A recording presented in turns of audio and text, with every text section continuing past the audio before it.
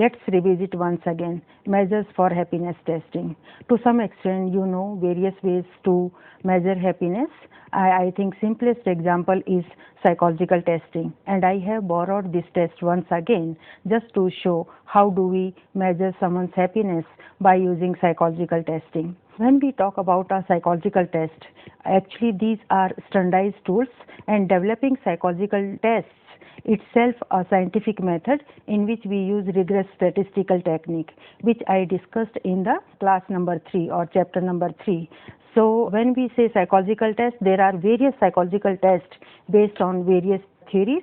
Now you know all those theories, as well as we can identify some of these psychological tests like multidimensional positive psychological well-being scales, scales for psychological well-being. So all these scales are based on a particular theory, and then they define what are the operational definitions which they have taken in this psychological test, and then they decide factors under this psychological test. So similarly, general well-being schedule, mental health continuum, which we have discussed again and again in previous classes, positive and negative affect schedule, satisfaction with life scale, subjective happiness scale, which I showed in the last slide, flourishing scale, and scale for positive and negative experiences. So like that, there are a long list of psychological tests on happiness which are based on different theories, and in all these psychological tests, to some extent they share their percentage of variance, and to some extent they are unique, as I discussed in previous classes also. There are a number of psychological tests. For example, this meta-analytic research in which they reviewed 99 self-report measures for assessing well-being in adults. So Linton et al. In 2006, they reviewed the literature, and they said 99 measures or psychological tests of well-being, and they identified these psychological tests covered 196 dimensions of well-being, and main dimensions were mental well-being, social well-being, physical well-being, spiritual well-being, activities and functioning, and personal circumstances. So like that, I think now you are well equipped with this idea is that there are number of psychological tests to measure happiness or well-being or mental health. So broadly, psychological testing, you know, in some cases along with the psychological testing, which I discussed in one of my research only, we get some more ideas, and in which we ask, please give us the reason why you chose the response. So when you are giving these reasons, then you are giving specific responses.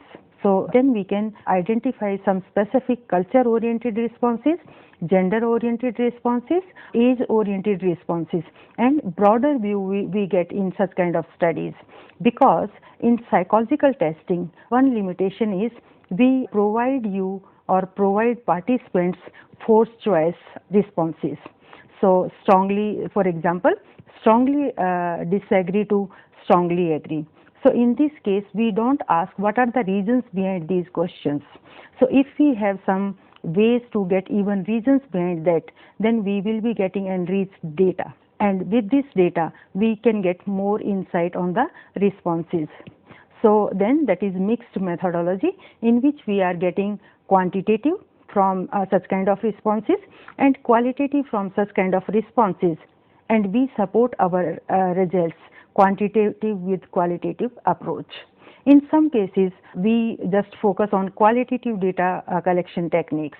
There could be various techniques like free association method. In one of the research, if you could recall, that was used.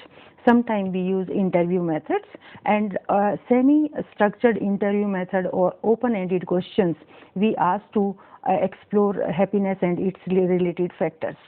Sometimes focus group discussions could be used for getting qualitative data, and maybe in some cases day reconstruction method. In day reconstruction method, you are recalling your all the day activities, and when you are recalling all those activities, then a researcher trying to find out when you were happy, when you were not happy, when you were satisfied, when you were upset.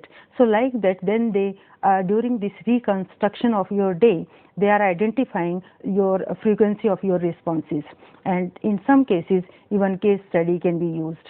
So like that, we have pure quantitative techniques, pure qualitative techniques, and in some cases we may use in between, say mixed methodology. So this way we can divide it in three categories. One, in which we have forced choice questions and quantitative data collection is our objective. Second one is we are getting some broad responses or responses in terms of sentences. In some cases, our objective is to collect qualitative data only. So broadly we can divide them in three categories: only quantitative data, only qualitative data, or mixture of both. So then once we have these kind of psychological tests which are well standardized, then we try to understand how happiness is spreaded in particular culture. For example, there are some responses here. Myers in 2000 reported that about 60% of Americans described themselves as pretty happy and 30% said they were very happy. So in this case, we are able to know how they perceive happiness as per certain questions in questionnaires. Similarly, in another research, Gallup organization in 2010 reported that 48.4% of Americans felt a lot of happiness, enjoyment without a lot of stress or worries. So it means about 50% population feels happy. Dinner analyzed subjective well-being reports from over 1 million people in 45 nations and found that the average global self-report of subjective well-being was 6.75 on a 10-point scale or 67.5 on a 100-point scale. So it means we can say on an average score of happiness is above average, and that's 6.75 on a 10-point scales. Dinner and colleagues found that people who scored a 10 on a 10-point scale of happiness were actually worse off than those who scored an 8 or 9. Those who scored less than 10 were more successful than the super happy. Super happy here means 10 out of 10. And they observed that they were doing better, the people who scored 8 or 9, including at income, educational achievement, and political participations. So on the basis of this research, they highlighted that having a score 7 or 8 out of 10 is better rather having 100% or 10 out of 10. So total happiness may be counterproductive or inefficient, as they have highlighted in their research. And if it's a 7 and 8, that's enough to grow in our life as per this research. The next question is, why we are talking about happiness, why it's so important factor, why we are talking about happiness, flourishing, mental health and related factors. And in recent years, it has been highlighted a lot. Even if we talk about various definitions of positive psychology, then one of the definition is positive psychology is the scientific study of happiness. Why do we give that much importance to this area? Because there are various researches which were conducted by various scholars, and they observed that happy people live longer. Happy people are healthier than unhappy people. They also reported that happy people use health services less compared to unhappy people, and they take less days off work, and they are more productive. They have higher income, more likely to be in long-term relationships they are.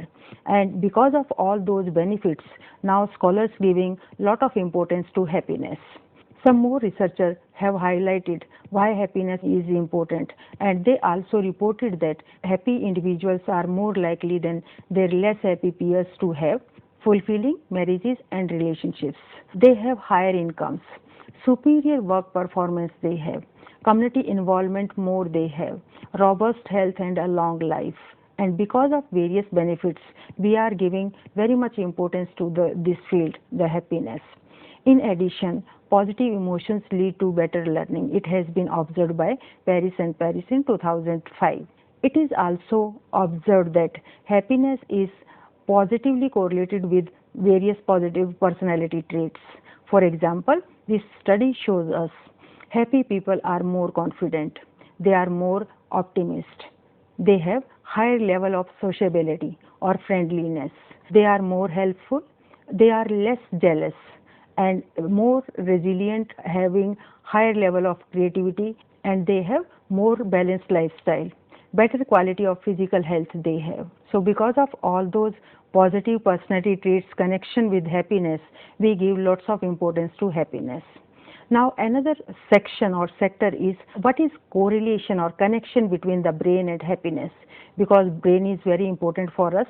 Our thinking, reasoning, problem solving, all inner processes are going on in our brain only. Let us know what are the connections between the brain and happiness. The brain is the home of all our feelings, including happiness, sadness, fear, etc. So all mental processes actually take place in our brain. Frontal lobes play a role in both emotions and thinking. Therefore, thinking and emotions affect one another. It means when we have happy thoughts, we have a happy emotion. On the other hand, when we have unhappy thoughts, we have negative emotions. The study is saying that physical exercise and mindfulness meditation can strengthen activity in the left prefrontal cortex, and that's correlated with happiness. During physical exercise, our brain also releases some feel-good chemicals, some chemicals which are actually facilitating our happiness. In short, if you want to be happy, keep your brain happy. And there are certain ways to keep our brain happy, say physical exercise, mindfulness meditation, and maybe some other activities which will be discussed in next classes. There is a newly developed concept, a happiness advantage. It means if we can raise our level of positivity in the present, then our brain experience happiness advantage, and that's why we have better productivity. Our brain at positive is 31% more productive than at negative, neutral, or when it's stressed. If we can find a way of becoming positive in the present, then our brain will work more successfully, because a happier brain works harder, faster, and more intelligently. A happiness advantage means when our brain is happy, we are able to do harder, faster, and more intelligently work. Dopamine floods into our system when we are positive, and it makes us happier. So when your brain is happy, it releases some chemicals, neurotransmitter, which help us to have higher level of happiness, and that's positive cycle in which we are happy. That's why we are generating some happy chemicals in our brain, and it's increasing our happiness level. Professor Sean Anker, he gave this formula of happiness advantage. He said 10% of our happiness is due to external world. On the other hand, 90% the way our brain processes the world. So if we change the way our brain sees the world, then we change our formula for happiness and success. He also observed that there is 25% job successes are predicted by IQ. On the other hand, 75% are predicted by various other factors. Those factors are optimism level, social support, your ability to see stress as a challenge instead of as a threat. And there are various other factors which are contributing in this 75%, like emotional intelligence. In emotions chapter, we will discuss about it. So when we talk about general formula for happiness, our traditional style is success lead to happiness. On the other hand, in recent research, researchers focusing more on happiness leads to success. And they are saying that when we are happy, then we are more productive, we are more creative, we are facilitating our positive interpersonal relations. And that's why these all factors lead to success. I think you can correlate easily it with broaden and bend theory of positive emotions, which we covered in positive emotions chapter. If you can raise somebody's level of positivity in the present, then their brain experiences what we now call a happiness advantage, as I discussed in earlier slide also. It means when our brain is positive, it performs significantly better than does a negative or neutral or stressed level. If we become more positive in the present, then our brain works even more successfully, as we are able to work harder, faster, and more intelligently. Now, next point is, if it's so important, happiness is so important, then why don't we give importance to this area? Or why don't we give importance to happiness? Dr. Raj Raghunathan wrote very interesting book. If you are so smart, why aren't you happy? In this book, And in his research, he observed that when we give importance to various goals and when we are talking about or taking in action, then our responses are different.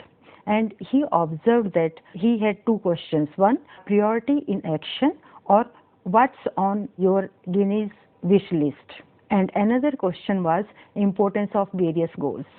He observed that when we take it in action or Guinness wish list, then we give topmost priority to wealth, then to success, then fame, and then happiness.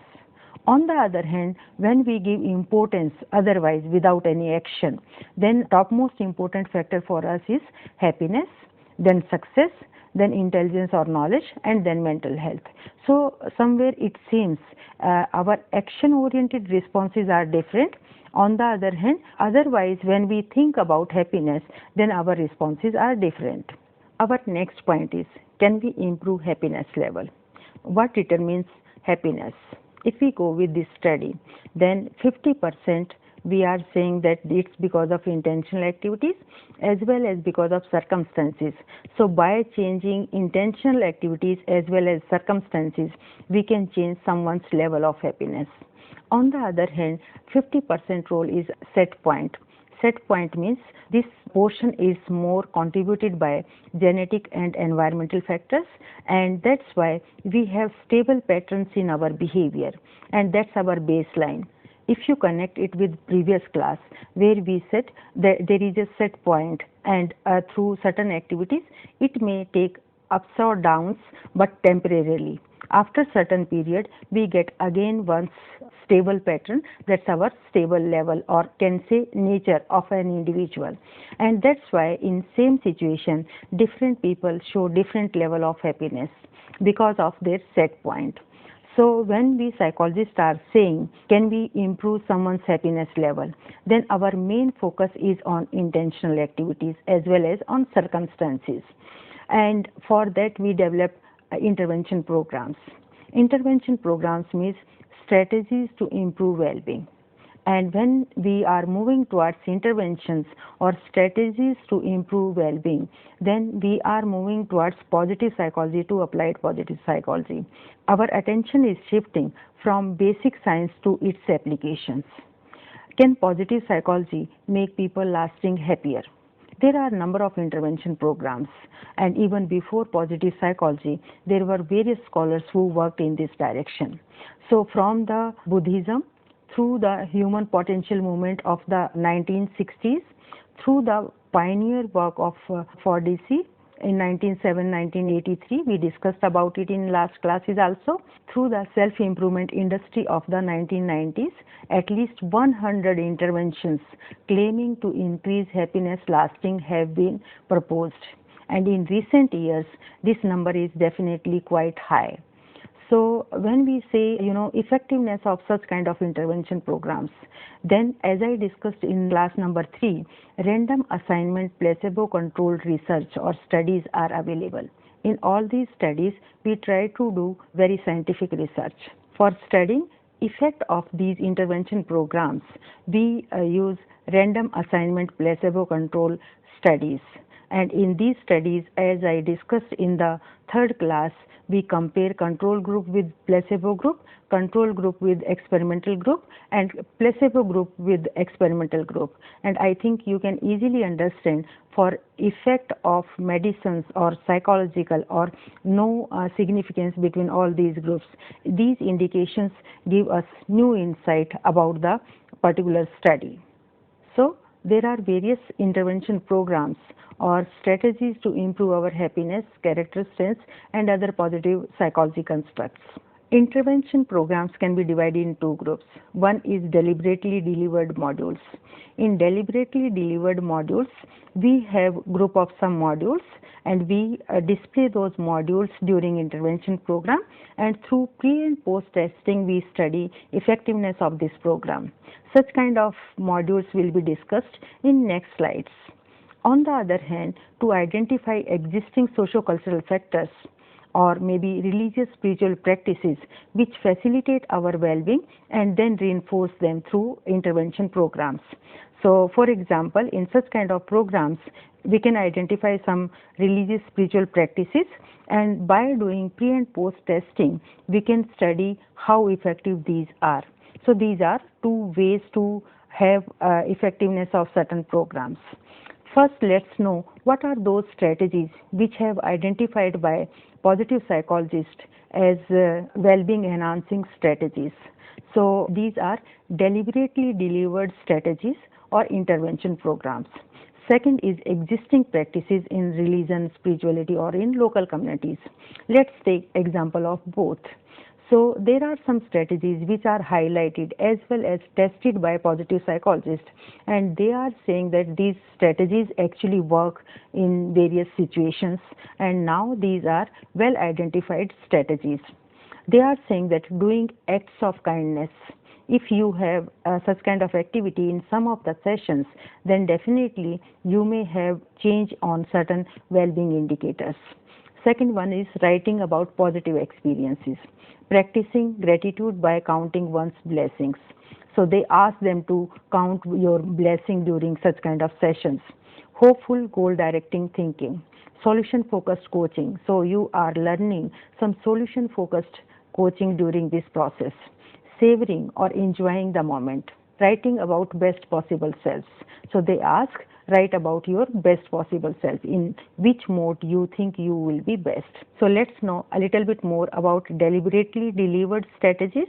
Those are intervention programs as well existing practices in religion, spirituality, or in local communities. When I talk about these strategies, then some of these highlighted strategies have been borrowed from well-established intervention programs, like doing act of kindness. So during sessions, they provide certain settings where you have to do certain acts for kindness. Writing about positive experiences. So they ask to write about some positive experiences. Practicing gratitude by counting one's blessings. So you just count your blessings during the sessions. Hopeful goal-directed thinking, solution-focused coaching they provide during the sessions, savoring, enjoying the moment, writing about best possible selves. So these kind of sessions are provided by the experimenters, and after the sessions and before the sessions, they do testing on well-being indicators, and then they say on the basis of comparison of pre and post testing, they just study effectiveness of these programs. On the other hand, in existing practices, we can identify some local practices. For example, in one of our research, we identified that how satsang means singing folk songs in a group, is contributing to our well-being. Like that, there could be various religious spiritual practices. We can think about celebrating festivals or community functions and what kind of impact they have on our well-being. So these are two main examples. Let's know some more practices which have been highlighted by positive psychologists in terms of sessions in intervention programs. This is very interesting study by Bollier et al. In 2013, in which they had meta-analytic research, and they identified well-established sessions or sub-intervention programs which were used in broad intervention programs.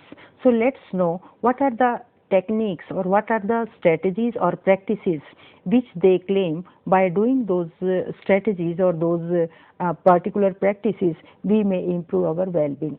These practices are resilience improving exercises. So they have some exercises through which we improve our resilience. You must be knowing that resilience means bouncing back from adverse conditions. Optimism and gratitude exercise they have during these sessions. Doing acts of kindness, writing about positive experiences, practicing gratitude by counting one's blessings, writing about best possible selves, rehearsal of positive statements, thinking about positive life experiences. They also highlighted on hopeful goal directing thinking, self-management oriented activities they have during these sessions, positive bibliography or the use of selecting reading materials as therapeutic messages. So something where you have therapeutic messages. Cultivate secret moments. Solution focused coaching, life coaching and attainment of goals. Use your strengths in a new way and use your strengths also. Working for wellness program, positive future thinking, projecting a positive self in the future. How you can improve, how you can have positive self in future. Savoring the moment, strengths exercises, positive thinking, life coaching and attainment of goals, positive writing. So like that they have number of sessions which have been well established now in various intervention programs. So once you decide a particular program as per age, as per gender, as per locality, as per nature of participants, you may borrow some of these sessions or strategies and then you can make your tailor-made program. And in this program you can decide whether you are interested to take 4, 6 or 8 strategies. And then again I am repeating same point, these sessions would be in between and you will be doing pre-testing and post-testing to see effectiveness of these programs. So for example, these are 2 examples in which they have highlighted some of these strategies in their particular program, like active constructive responding, gratitude visit, life summary, 3 good things, savoring strengths were used in one of the intervention program. On the other hand, in another intervention program, they borrowed 3 good things, signature strengths, self-compassion, optimism, compassion actions, gratitude interventions. So by combining all those interventions, they prepared one module and then they study how effective it is. On the other hand, some scholars focused on other way to identify positive intervention programs or strategies which help us to improve our well-being. So in this case, actually, scholars try to find out happy habits. In these happy habits, first of all, they did exploratory research. In this exploratory research, they asked people what do they do to get happiness. Then they made a checklist and they provide this checklist in another research and they identified how it's rated by people to get happy habits. So in this research, they observed that at individual level, participants highlighted that pursuing goals that are important to me, 73.7% people rated this strategy. Being optimism, 68.4% people rated this strategy. Doing physical exercise or sports, 65.8% rated this strategy. Savoring life joys, 61.4%. Acting like a happy person, 60.5% people rated this strategy. Doing activities that make me feel in the moment, so mindfulness kind of activities, 59.6% people highlighted this strategy. Practicing religion or spirituality, 41.2%. Using strategies that help me cope and stress or adversity, 40.4% people rated this happy habit. Then avoiding overthinking and comparing myself to others, 37.7% people rated this is important and they use this strategy in terms of happy habits. Practicing meditation, 20.2% people highlighted it. Happiness habit while dealing with others, then they highlighted that practicing acts of kindness towards others, 77.2% people highlighted it. Expressing gratitude, 68.4%, nurturing my social relationships, 62.3%, and forgive others, 58.8% people highlighted in terms of happy habits. So these are some other strategies. We can say these strategies are like lay strategies. What kind of strategies people use when they want to get happiness? And these lay strategies are from the people which kind of strategies using, and we just compile all of them and then we prepare a list of happy habits. So there are various platforms to deliver intervention programs. For example, you could find number of programs available on online intervention programs we have. In classroom settings, school settings, from school settings, number of programs nowadays we have. Like even in India, happiness curriculum in Delhi schools. Organization settings, there could be some programs for this setting. In clinical settings, even clinical psychologists using positive psychological strategies or intervention programs. Community or social settings, they have religious spiritual settings can be highlighted in such kind of programs. For example, in religion and spirituality, already they have a number of programs, say 3 days program, 5 days program, 7 days program, and in all these programs, if we just highlight how these are helping to have better well-being or better state of mind. So in all these settings, we positive psychologists just observe the things, and by doing pre and post testing, we can highlight how certain programs which are proposed by some particular religious or spiritual groups, how these are effective. And nowadays, there are various applications even in mobile. So there are various platforms on internet, on classroom, in organizations, in communities, social settings, where positive psychologists are delivering certain programs and then highlighting effectiveness of those programs. Second group is to identify existing sociocultural factors or religious practices which facilitate our well-being and then reinforce them as per our research findings. And in this book, Religion and Spirituality Across Cultures, in this book actually they have highlighted practices from various religions like from Islam, from Hinduism, from Jainism, from Sikhism, from Buddhism, and in all these practices they are highlighted that by doing those practices how people are getting better well-being or better health, physical as well as psychological. So that's why I think we should not ignore this domain, which is very important, and studies supporting such kind of researches nowadays. Our cultural orientation is very important to highlight socio-cultural factors or religious spiritual factors, and even Indian scholars have been highlighting such kind of studies. For example, Professor Dalal in 2010 mentioned that sitting rather too comfortably in the pigeonholes of university departments which don't mirror socio-cultural realities of the common man in India, psychologists have increasingly chosen to remain insular or narrow-minded and self-absorbed. So that's why main objective is to understand our own culture and to develop socio-cultural issues-based modules and religious spiritual aspect-based modules and study their effectiveness. I think that could be very unique contribution to the world of psychologists from India. I think to count culture as a major influence on the development and manifestation of human strengths and good living is a significant factor, and we should not ignore. Our next study just supporting this point further. We did one research, and this research was Satsang Culture Specific Effective Practice for Well-being.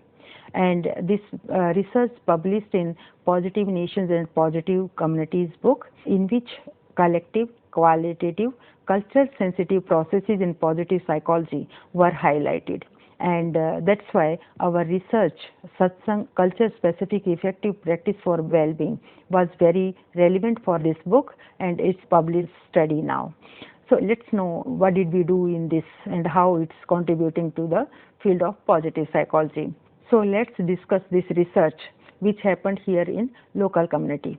For this research question was, is singing folk songs acts as music therapy, intervention, especially singing bhajan in satsang? A group of women, 25 to 30 women participants almost every day, were interviewed and had focus group discussions with them in this study. Mean age of these women was 55 years and range was 45 years to 85 years. 45 years 8 women and 85 years 4 members were there. Education wise, they were not highly educated. 10th pass with the teaching training, about 50% women out of them. 8th to 12th homemaker, 25%, and uneducated homemaker were about 25%. Occupation wise, all were homemakers and 50% among them were retired school teachers. This study was conducted on these women. They actually come daily in local parks to sing songs or folk songs, we can say. So you could see in this picture, women can be singing bhajans in this image. Educated women help the others to sing new songs by reading out from the copies or reading out this content. Came with accessories such as water bottle, stick, mats for sitting comfortably. Sometimes they come with their grandchildren, so that way they are contributing to the family also. There are some more photographs. Sometimes on auspicious occasions, group is invited at members' house for satsang, so they visit their members' houses also in some settings. At the end, they share prasad as well as donation. And you could see there are various groups. For example, another group also singing. So this is quite common practice in Delhi and its surrounding, as well as I think it's in North India, everywhere it is. Like this data has been taken from Haryana. So we observed that when they are singing these songs, and through interview and focus group discussions, we highlighted some of the themes. And through these themes, we are saying that by doing this local activity, they are getting almost same benefits which they could get through an intervention program. And if it's so, then we should promote such kind of activities in our community. So first, let's talk about results. We observed through focus group discussion as well as interviews, data analysis, we observed that the themes emerged from the discussions were they are free from stressors during singing. So when they are singing, during this period, they are away from stressors. Healthier interpersonal relations they have. You know, they have interpersonal relations with their age group and similar kind of women. So they observed that they have very rich interpersonal relationship. This activity can be counted as entertainment of the day. Entertainment of the day is very significant activity in almost all intervention programs which are proposed by positive psychologists. Social support and family contribution. So strong social support as well as family contribution as they come with their grandchildren and they play in park when they are singing songs and all. So that way actually they have quite strong social support as well as family relations. They visit outside. On the other hand, you know, especially old age women, they don't go outside. So that is good way to approach other women and spend some time with them. They are actively involved in pro-social activities. They donate in different organizations like Vriddha Ashram, Anath Ashram, etc. So now research is showing that pro-social activities as well as spending money on others or donations, these activities contribute positively to our well-being. And in this age, singing folk songs or bhajans, that's purpose of life, because this is very relevant religious activity in this locality. Sharing with same age group they have. So during this period, they are dealing with their own age group. So similar kind of motives, similar kind of talks they may have. So all these factors or themes which emerged through interviews as well as focus group discussions highlighted here that they are actually contributing to their well-being. On the other hand, if we take some new modules, I think now you can connect easily with the strategies which I discussed in last slides, and I mentioned that how these strategies have been used by positive psychologists for improving our well-being. So maybe some of these activities are not very appealing for them, or it's just like alien activities. And that's why they might be not highlighted or not appreciated much by such kind of women. So by giving all those references, we ask the question, do they need to go through the intervention module for enhancing their well-being? Rather, we supported that they should actually participate in such kind of activities more, and these activities actually already helping them to have higher level of well-being. Similarly, it has also observed that these spiritual religious messages in folk songs they are singing. In this book, Spirituality and Indian Psychology, Professor Bhauk has highlighted this model, And in this model, he is saying that there are some vikaras like Kam, Krodh, Moh, Lobh, which are reducing our well-being, and there are various paths in terms of yoga like Dhyan Yoga and various other yogas which are helping us to have higher level of well-being. And in one of our research, we highlighted that how similar kind of messages are being sung by these women. So I think this is very good way to disseminate our information which may help to have higher level of well-being. In the series of such kind of researches, we also discussed about perceived quality of life in one of our research paper. And during this experience, when I was trying to find out quality of life, how do they perceive, again, older rural women. And in this study, I asked them a simple question. What do you think? In last 10 years, your quality of life has been improved or deteriorated, or it's at the same mode? पिछले 10 साल में आपका जो जीवन जीने का स्तर है वो पहले से बढ़िया हुआ है, बराबर है या पहले से घटा है? And in this question, I was confused because some of them were very positive, others were not. And during those discussions, I came to know actually there are two main factors. When they are taking into account facilities available and when they are taking into account interpersonal relations. And broadly, message was when they are taking into account interpersonal relationships. They said definitely it has been deteriorated. On the other hand, when they are talking about facilities available, and they said definitely it has been improved. So it means, I think with our previous discussions, you are able to understand that interpersonal relationships are hallmark of our happiness.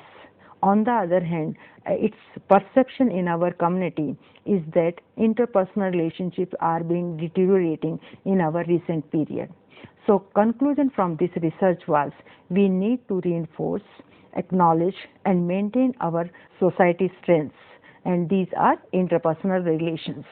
So this research is highlighted that we should focus on our culture, on our socio-cultural factors, religious spiritual factors, and then try to understand how we can improve well-being of our people or well-being of Indian people.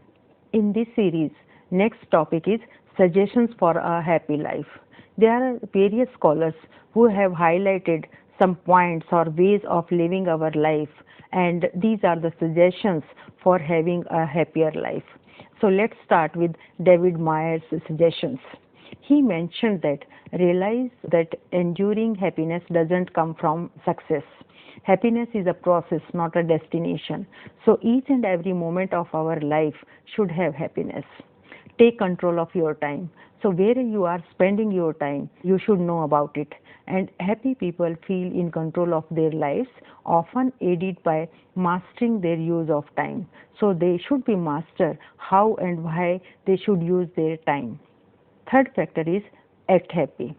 It means we should consciously choose those activities which are making us happy, like smiling expression. Seeking work and leisure that engage your skills.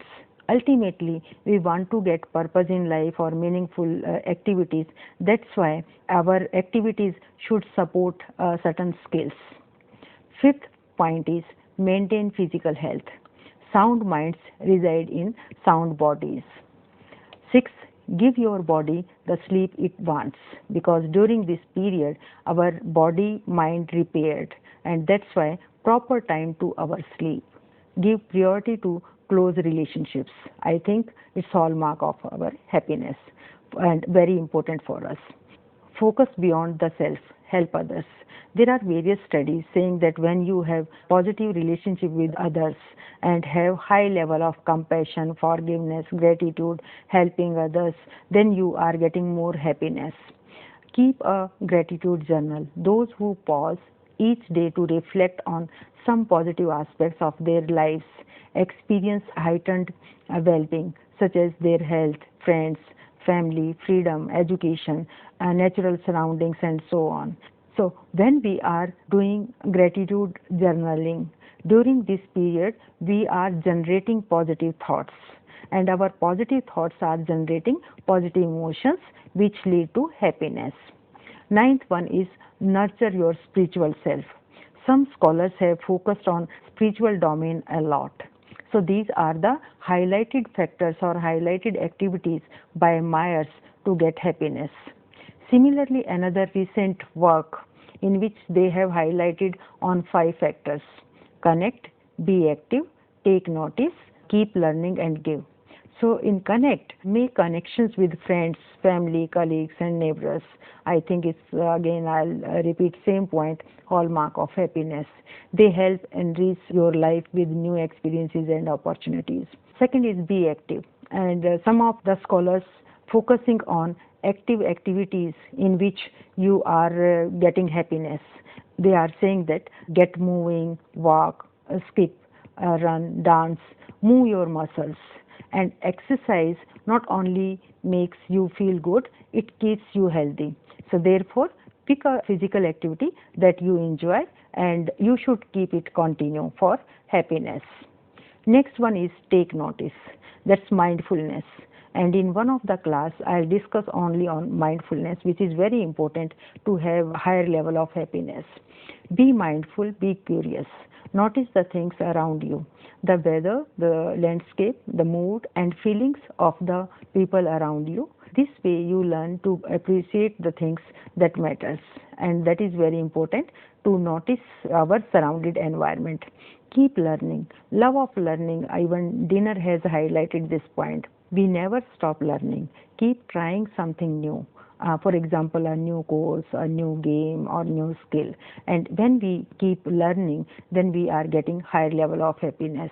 And challenges keep us on our toes and increase our confidence and excitement in our day.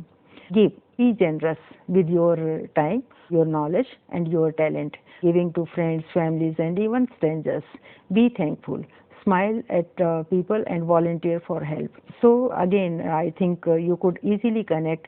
Some of these factors are overlapping, and all scholars have highlighted on certain activities. For example, pro-social spending, donating, and these are very important factors for getting happiness.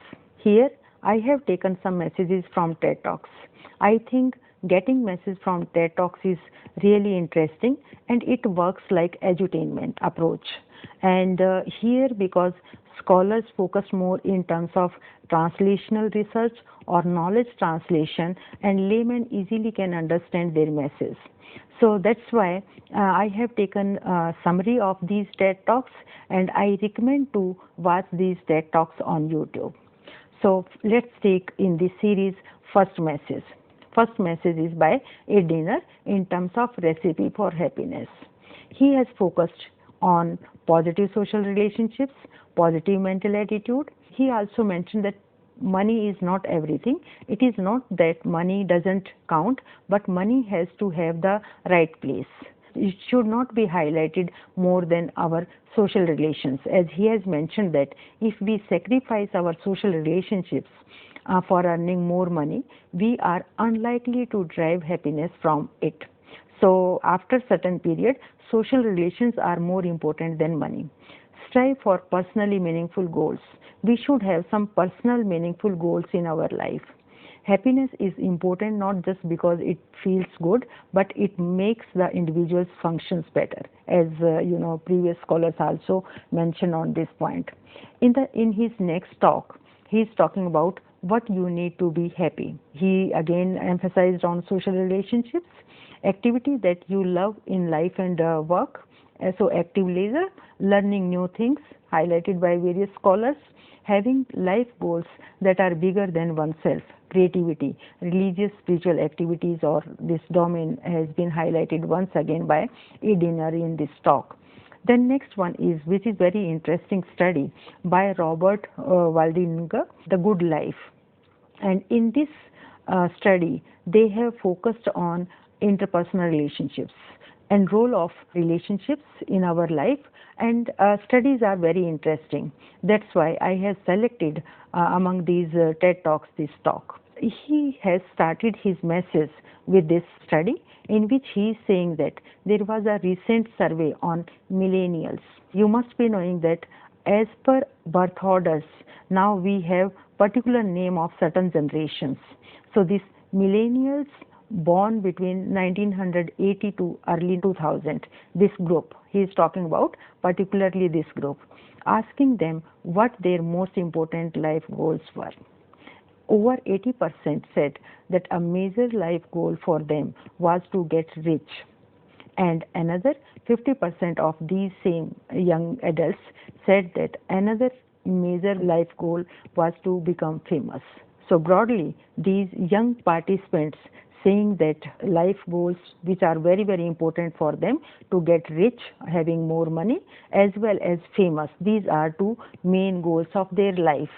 On the other hand, he is talking about a 75-year longitudinal Harvard study of adult development, and then he has focused on relationships, and he is saying that good relationships keep us happier and healthier, and these are very, very important. And through this study, he is talking about three big lessons about relationships. Very interesting these lessons are. Let's take one by one. Social connections are really good for us. Loneliness kills. That is his first message. And he is saying that people who are more socially connected to family, to friends, to community are happier. They are physically healthier and they live longer than people who are less well connected. On the other hand, he is talking about isolated or lonely people also.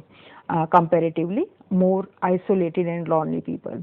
He mentioned that they are less happy, their health declined earlier in midlife, their brain functioning declined sooner, and they live shorter lives than people who are not lonely. So that's why here message is, if you feel connected, then you have happy and healthy even old age. Second lesson was, big lesson learned from this study is that it's the quality of your close relationships that matters, rather number of. And there are various scholars who are saying that quality of your close relationship is very important, rather how many relations you have in your life. The most happily partners, men and women of this study, reported in their 80s that on the day when they had more physical pain, their mood stayed just as happy. So physical pain is actually isolated. It's not generalized to the life. On the other hand, the people who were in unhappy relationships, on the days when they reported more physical pain, it was magnified by their emotional pain. So it has been observed that the people who had unhappy relationships, during physical pain, this emotional pain actually add on, and that's why they had higher level of pains. Third group said, big lesson is that good relationships don't just protect our bodies, they protect our brains also. So not only physically or mentally, but even brain activities wise, the people who had good relationship, healthy and happy relationship, they had better brain activities as compared to unhappy relationship people. Being in a securely attached relationship to another person in your 80s is protective, as per this study. People who are in relationships where they really feel they can count on the other person in times of need, their memories stayed sharper for longer period. I think you can easily connect with this question. That was the main part of World Happiness Report also. And the question was, count on the other people in time of need. So if you count someone, you are able to count someone. Whenever you need someone, someone is available for you. So if you count such kind of relations, then your memories stay sharper for longer period. People in relationships where they feel they really can't count on the other one, those are the people who experienced earlier memory declines.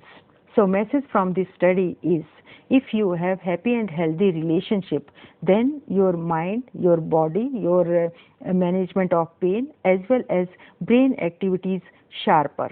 On the other hand, if you had unhappy relationship, then physical, psychological, even brain activities wise deterioration recorded by this study. And I recommend again to watch detail of this study on YouTube. Let's conclude this topic with this interesting study by Hufert in 2007. Challenges in defining and measuring well-being and their implications for policy. He concluded by asking, what would our world look like if policy was seeking to promote well-being? Governments would organize programs that promote capability, engagement, positive relationships, and health. We might visualize a world where people have vitality, develop their full potential, respect one another, and live in harmony. So it supports to have some well-being enhancing national level policies as well as programs. At the end, let's summarize what we have covered in this chapter. We discussed about happiness and well-being theories. Number of theories we have covered here. Then we discussed about cultural orientation and happiness. We discussed various ways to measure happiness. Important research findings related to well-being have been addressed here. We discussed demographic variables as well as other important factors for happiness. Importance of happiness as well as various strategies to improve happiness have been discussed in this chapter. However, more strategies can be addressed if we have application-focused course in future. I hope you have understood various things related to happiness in this chapter. Thank you.